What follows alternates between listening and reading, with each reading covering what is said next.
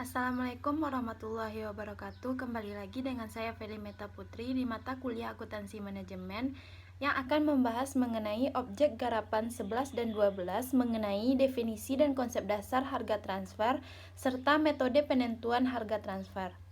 Langsung saja masuk ke materi yang pertama, yaitu definisi dan konsep dasar harga transfer.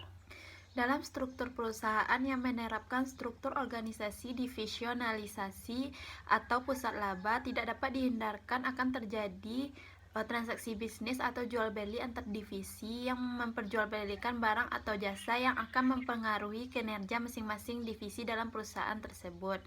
Hal tersebut terjadi akibat dari penerapan desentralisasi dan pemberian hak otonom kepada masing-masing manajer divisi. Selanjutnya, pengertian harga transfer dalam artian luas adalah harga barang dan jasa yang ditransfer antar pusat pertanggungjawaban dalam suatu organisasi di dalam perusahaan tanpa memandang bentuk pusat pertanggungjawaban tersebut. Sedangkan dalam artian sempit, harga transfer adalah harga barang atau jasa yang ditransfer antar pusat laba atau lebih atau setidak-tidaknya salah satu dari pusat pertanggungjawaban adalah pusat laba.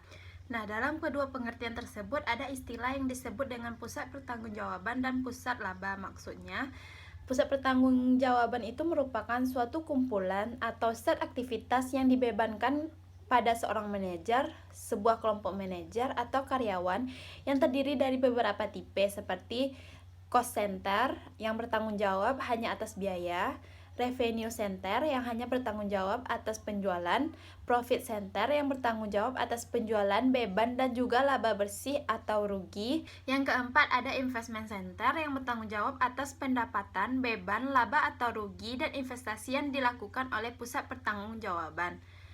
Sedangkan yang dimaksud dengan pusat laba adalah suatu pusat pertanggungjawaban yang diukur prestasinya atas dasar laba yang diperoleh. Kinerja keuangan pusat laba diukur berdasarkan laba, yang merupakan pengurang antara pendapatan dan biaya. Harga transfer erat kaitannya dengan pusat laba karena harga transfer merupakan harga yang ditransfer antar pusat laba atau salah satunya merupakan pusat laba. Maka harga transfer ini digunakan untuk kepentingan penilaian kemampuan laba divisi di dalam suatu perusahaan. Selanjutnya, di dalam suatu perusahaan terdapat yang pertama, divisi yang menjual atau mengirim produk, barang atau jasa yang disebut dengan penjual. Yang kedua, divisi yang membeli atau menerima produk atau barang atau jasa yang disebut dengan pembeli. Oleh karena itu, dalam divisi-divisi tersebut perlu dibuat dua macam keputusan, yaitu yang pertama, keputusan pemilihan sumber adalah menetapkan membeli dari luar perusahaan atau eksternal pemasok atau membeli dari dalam perusahaan atau internal yang akan dibeli dari divisi penjual. Yang kedua, keputusan penetapan atau penentuan besarnya harga transfer seiring memicu masalah terutama pada penentuan harga sepakatnya karena melibatkan dua unit, yaitu unit pembeli dan unit penjual. Dan harga transfer juga mempengaruhi pengukuran laba unit. Harga transfer yang tinggi akan merugikan unit pembeli, sedangkan harga transfer yang terlalu rendah akan merugikan unit penjual. Maka penentuan harga transfer menjadi hal yang sangat penting. Berdasarkan hal tersebut, pengertian lain dari harga transfer itu adalah harga pertukaran barang dan jasa antar divisi dalam suatu organisasi yang sama dengan tujuan untuk diproses lebih lanjut. Selanjutnya, konsep harga transfer. Dalam pengertian luas, harga transfer merupakan harga pokok barang atau jasa yang ditransfer antar pusat pertanggungjawaban dalam sebuah perusahaan. Dalam pengertian ini, maka harga transfer mencakup semua bentuk alokasi biaya dari departemen pembantu dan departemen produksi dan harga jual dari barang atau jasa yang ditransfer antar pusat laba. Dalam artian sempit, harga transfer merupakan harga barang dan jasa yang ditransfer antar pusat laba dalam perusahaan yang sama. Selanjutnya, tujuan penentuan harga transfer.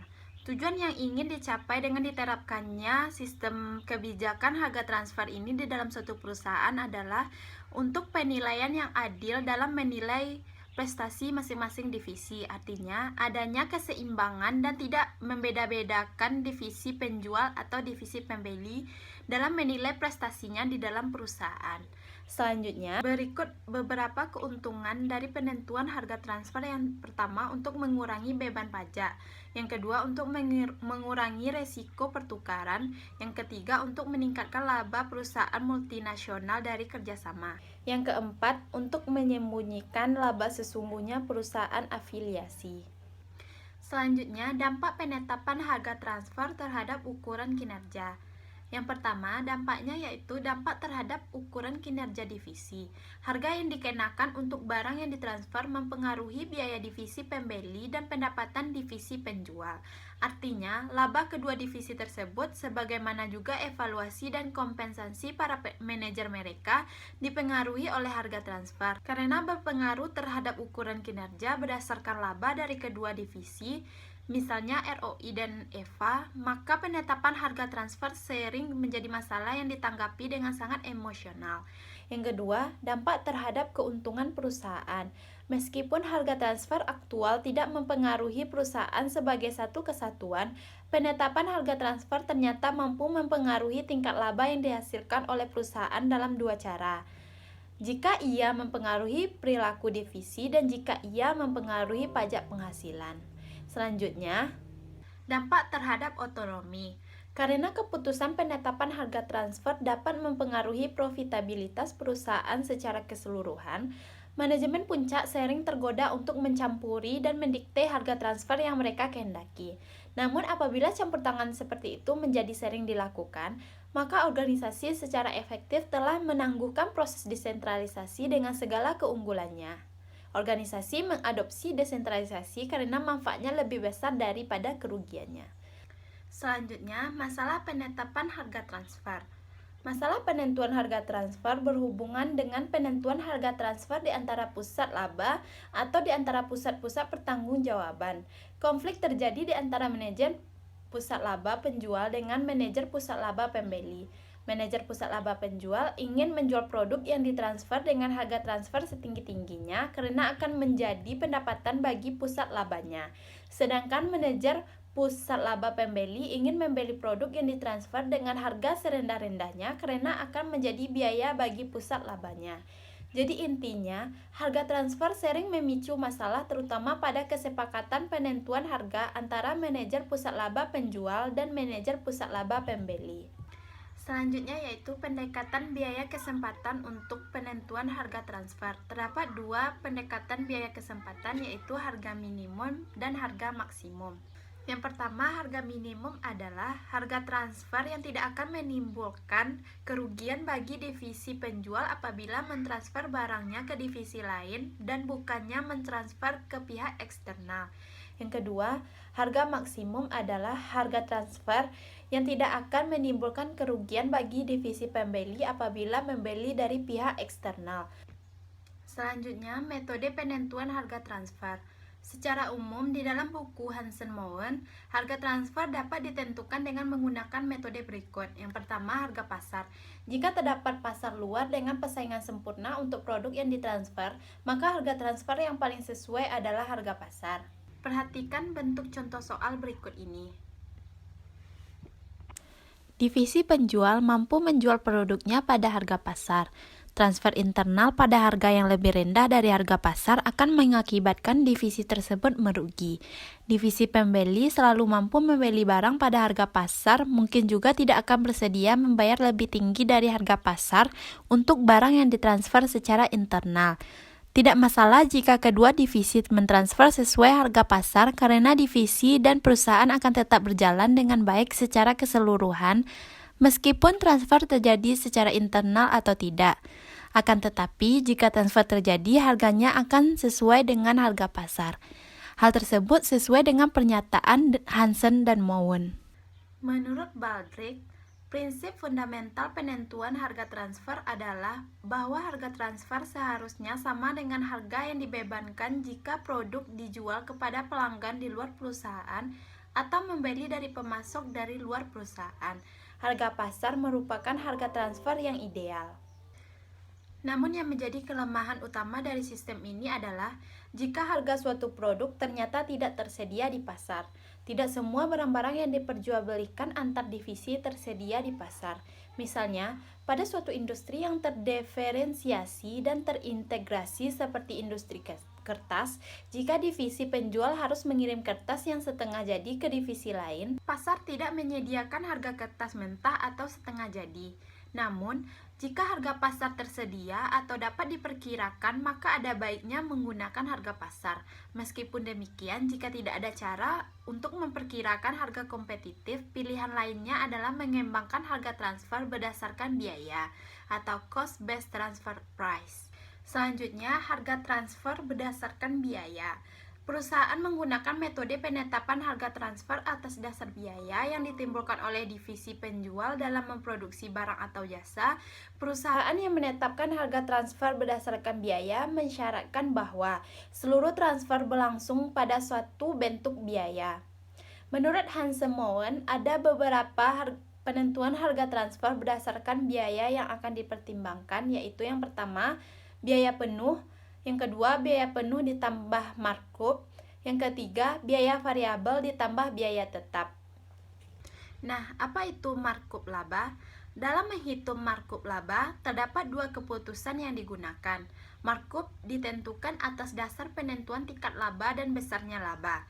Dasar penentuan tingkat laba ini bisa dilakukan berdasarkan biaya dan dapat dilakukan berdasarkan return atas investasi.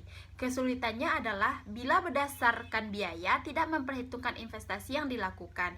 Sebaliknya, jika berdasarkan investasi, sulit untuk menentukan besarnya investasi yang layak diperhitungkan. Jadi, umumnya perusahaan menetapkan harga transfer atas biaya berdasarkan biaya variabel dan atau biaya tetap dalam bentuk yang pertama biaya penuh, yang kedua biaya penuh ditambah markup, dan yang ketiga gabungan antara biaya variabel dan biaya tetap. Selanjutnya, harga transfer negosiasi. Beberapa perusahaan memperkenankan divisi-divisinya untuk menegosiasikan harga transfer yang diinginkan. Harga transfer negosiasi ini memiliki kelebihan yaitu melindungi otonomi divisi. Manajemen divisi memiliki informasi yang cenderung lebih baik mengenai biaya dan potensi laba atas transfer dibanding pihak-pihak lain dalam perusahaan.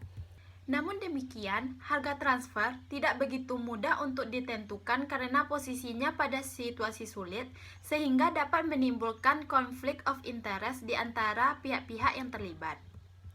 Berikut contoh soal dari harga transfer negosiasi. Dalam kasus ini maka harga transfer maksimum adalah 23.000 per unit. Harga transfer minimum adalah 20.000 per unit. Selisih 3.000 merupakan rentang yang dapat dinegosiasikan untuk menetapkan harga transfer internal. Apabila harga transfer hasil negosiasi adalah 22.000, maka Divisi A akan mendapatkan keuntungan sebesar 2.000 per unit, Divisi B akan menghemat pengeluaran sebesar 1.000 per unit, dan keuntungan bersama sebesar 30 juta. Sekian materi harga transfer dari saya, terlebih dan terkurang saya mohon maaf, dan atas perhatian teman-teman dan dosen pengampu saya ucapkan terima kasih. Wabillahi taufiq wal hidayah. Wassalamualaikum warahmatullahi wabarakatuh.